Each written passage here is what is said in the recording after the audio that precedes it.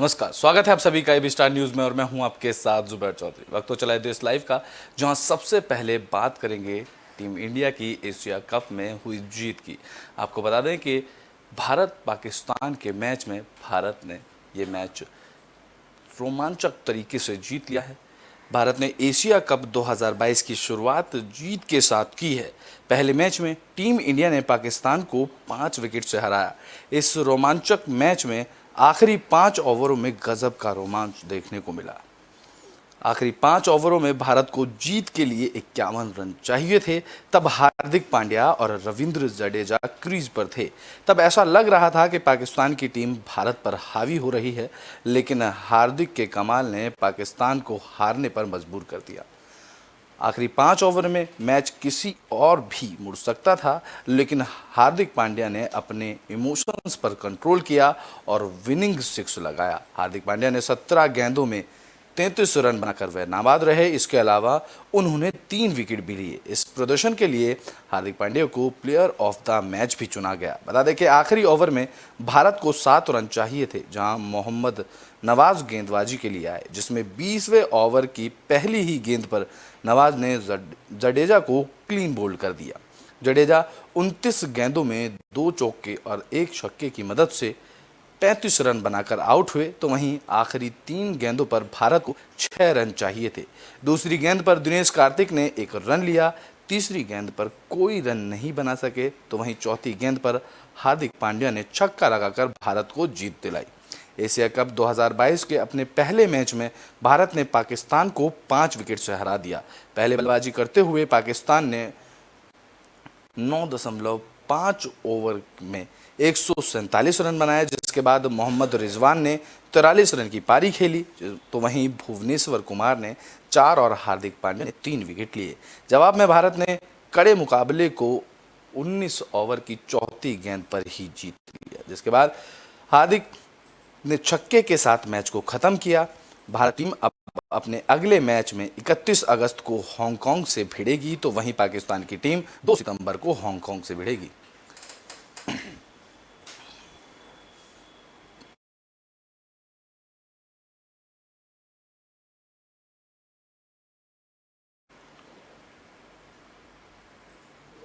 Bulletin में बात कर लेते हैं अब केंद्रीय मंत्री नितिन गडकरी की, जिनके बयान एक बार फिर से चर्चा में आ गए हैं।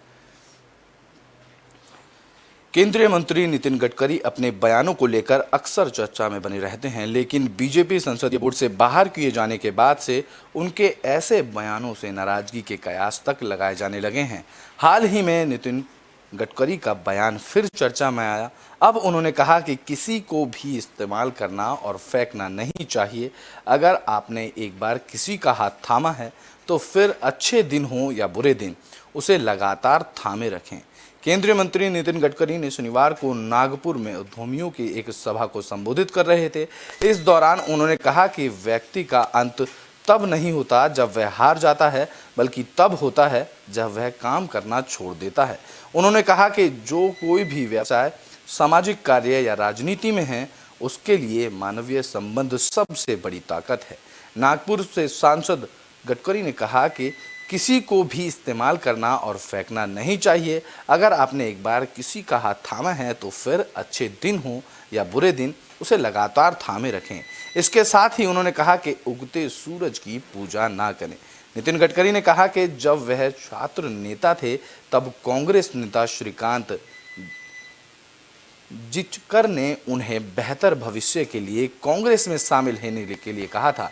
गडकरी ने बताया कि उन्होंने कहा था कि मैंने श्रीकांत से कहा कि मैं कुएं में कूदकर मर जाऊंगा, लेकिन कांग्रेस में शामिल नहीं होऊंगा, क्योंकि मुझे कांग्रेस पार्टी की विचारधारा पसंद नहीं है। नितिन गडकरी को हाल ही में बीजेपी के संसदीय बोर्ड से बाहर किया गया है और कई मीडिया रिपोर्ट्स में तो यहां तक दावा किया गया है कि उन्हें उनके बयानों के चलते ये पद गंवाना पड़ा। हालांकि बीजेपी और नितिन गडकरी की ओर से इस मामले को लेकर कोई बयान सामने नहीं आया। तो वहीं बीजेपी के सूत्रों के हवाले से बताया गया कि बीजेपी ने संघ नेताओं की सहमति के बाद ही ये कदम उठाया। दरअसल नितिन गडकरी को संघ का करीबी माना जाता जाता है। इतना ही नहीं, रिपोर्ट्स में ये भी दावा किया गया है कि संघ ने गडकरी को ऐसे बयानों को लेकर चेतावनी भी दी थी जो पार्टी को असहज स्थिति में ला देते हैं और विपक्ष को निशाना साधने का मौका देते हैं।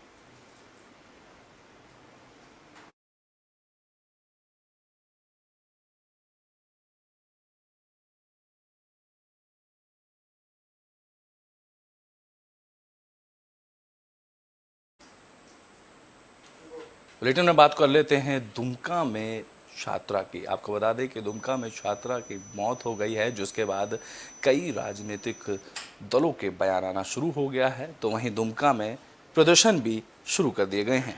5 दिन तक जिंदगी की जंग लड़ रही दुमका की अंकिता आखिरकार हार गई। रांची के रिम्स में आज सुबह उसकी मौत हो गई। उसकी मौत की खबर दुमका पहुंचते ही आक्रोशित लोग सड़क पर निकल आए और दुमका टावर चौक जाम कर अंकिता को न्याय दिलाने की मांग करने लगे। अंकिता के घर पर प्रशासनिक अधिकारी भी पहुंचे। दरअसल दुमका के नगर थाना क्षेत्र के मोहल्ले के रहने वाले शाहरुख ने अंकिता पर पेट्रोल डालकर जिंदा जला दिया था। शाहरुख ने अंकिता के साथ यह खौफनाक वारदात इसलिए की थी क्योंकि उसने फोन पर उससे बात करने से इनकार कर दिया था। बुरी तरह से जली अंकिता को दुमका मेडिकल कॉलेज के बाद रांची रिम्स रेफर कर दिया गया था, जिसके बाद अब कड़ी सुरक्षा के बीच अंकिता के अर्थी को घर से निकाला गया। बेतिया घाट पर उसका अंतिम संस्कार किया जाएगा। बड़ी संख्या में दुमका के लोग अंतिम यात्रा में शामिल हुए। शहर का माहौल ना बिगड़े, इसके लिए पुलिस ने कुछ लोगों को हिरासत में लिया। हालांकि इसके बारे में भी पुलिस कुछ कहने से बचती रही। आपको बता दें कि अंकिता को जलाने की घटना 23 अगस्त को सुबह 4 बजे घटी थी, जब घर में उस वक्त अंकिता के दादा दादी, उसके पिता और उसका छोटा भाई मौजूद था। तब तक अंकिता की नींद उठती, तब तक आग के लपेटों में वह घिर चुकी थी। उसने किसी तरह कमरे का दरवाज़ा खोला और आंगन में रखे पानी से भरी बाल्टी को अपने ऊपर डाला, लेकिन फिर भी अंकिता जल रही थी। चीख पुकार सुनकर दादा दादी और पिता जग गए, जिसको बाद कंबल में लपेटकर आग को बुझाया गया, जिसके बाद अंकिता बुरी तरह जल चुकी थी। अंकिता को दुमका मेडिकल कॉलेज में इलाज के लिए भर्ती कराया गया। मामले के संज्ञान में आते ही नगर थाना पुलिस ने आरोपी शाहरुख को गिरफ्तार किया और पीड़िता का बयान भी दर्ज किया। अंकिता की मौत के बाद अब बजरंग दल, विहिप और बीजेपी महिला मोर्चा ने दुमका बंद कराया, जहां आक्रोशित लोगों ने पूरे दिन दुमका में विरोध प्रदर्शन किया। लोगों की मांग थी कि फास्ट ट्रैक कोर्ट में सुनवाई कर आरोपी को फांसी दी जाए। तो वहीं दुमका एसपी अंकिता के घर पहुंचे। यहां उन्होंने परिजनों को आश्वासन दिया कि दोषी युवक को फास्ट ट्रैक कोर्ट में सुनवाई करवाकर सजा दिलवाने का प्रयास किया जाएगा। बता दें कि हत्यारोपी शाहरुख अभी दुमका जेल में है। अंकिता की मौत की सूचना के बाद दुमका शहर में उबाल है। तनाव को देखते हुए दुमका में पुलिस और प्रशासन ने फ्लैग मार्च निकाला। इतना ही नहीं, सभी चौक चौराहों पर पुलिस बल तैनात किया गया और आक्रोश को जगह जगह हो रहे विरोध प्रदर्शन को देखते हुए सदर एसडीओ ने धारा 144 के तहत दुमका में निषेधाज्ञा लागू कर दिया।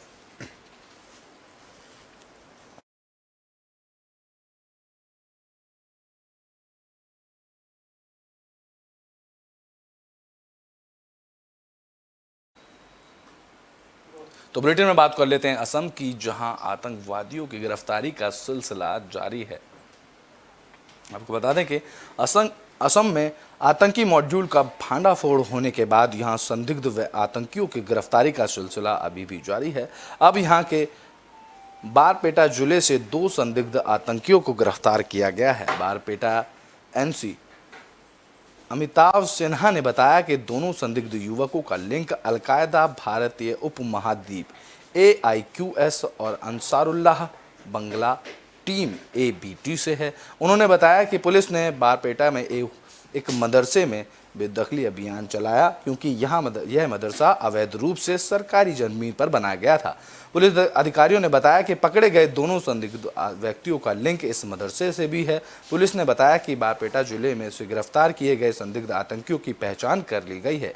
एक की पहचान अकबर अली तो दूसरे की अबुल कलाम आज़ाद के रूप में हुई है। बता दें कि आतंकी लिंक मामले में पुलिस ने पिछले 10 दिनों में करीब 6 लोगों की गिरफ्तारी की है। इससे पहले गोलपारा से 4 लोगों की गिरफ्तारी हुई थी। तो वहीं बीती 26 अगस्त को पुलिस ने गोलपारा के एक मदरसे से एक व्यक्ति को गिरफ्तार किया था। इसमें भी आतंकी संगठन के संबंध थे। यह व्यक्ति यहाँ के मदरसे में टीचर था।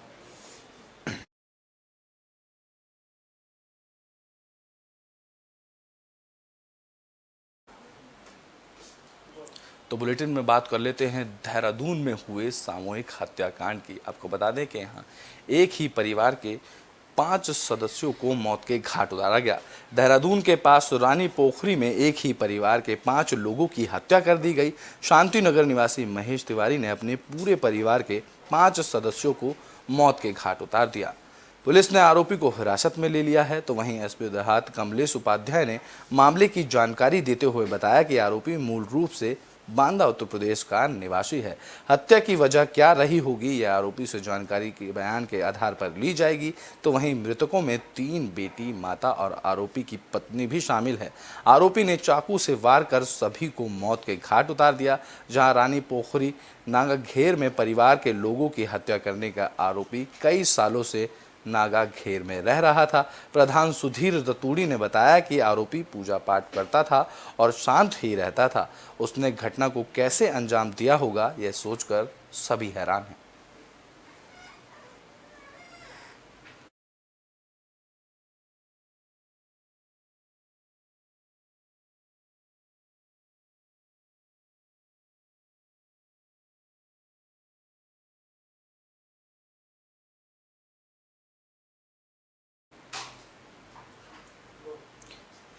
बुलेटिन में अब बात कर लेते हैं कोरोना मामलों की। आपको बता दें कि कोरोना मामलों में लगातार गिरावट देखने को मिल रही है। तो वहीं बीते 24 घंटे में कोरोना के मामले 7,000 के पार देखने को मिले।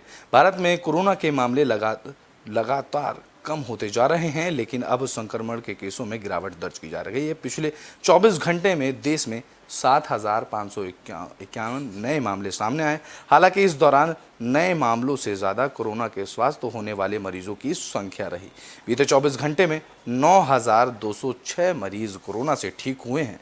केंद्रीय स्वास्थ्य मंत्रालय की ओर से जारी किए गए आंकड़ों के अनुसार देश में कुल रिकवरी रेट लगभग 98.62% पहुंच गया है। कोरोना से स्वस्थ होने वाले मरीजों का कुल आंकड़ा देश में 4,38,02,993 हो चुका है। फिलहाल 84,931 एक्टिव मरीजों का इलाज चल रहा है। देश में कोरोना के मामलों का ग्राफ लगातार नीचे आ रहा है। इस बात का अंदाजा इसी से लगाया जा सकता है कि 28 अगस्त को देश में 9,436 मामले सामने आए थे। तो वहीं उससे पहले 27 अगस्त को 9,520 मामले दर्ज किए गए थे, जबकि बीते 24 घंटे में मामलों की संख्या 7,000 तक ही सीमित रह गए। केंद्रीय स्वास्थ्य मंत्रालय की तरफ से दिए गए आंकड़ों के अनुसार देश में वीकली पॉजिटिविटी रेट अब 2.60% हो चुका है।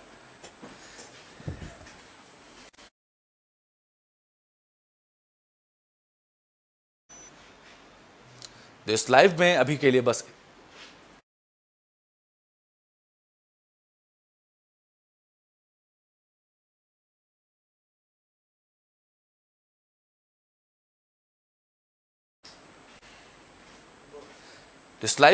लिए बस इतना ही। देश और दुनिया की तमाम खबरों के लिए देखते रहें एबी स्टार न्यूज़।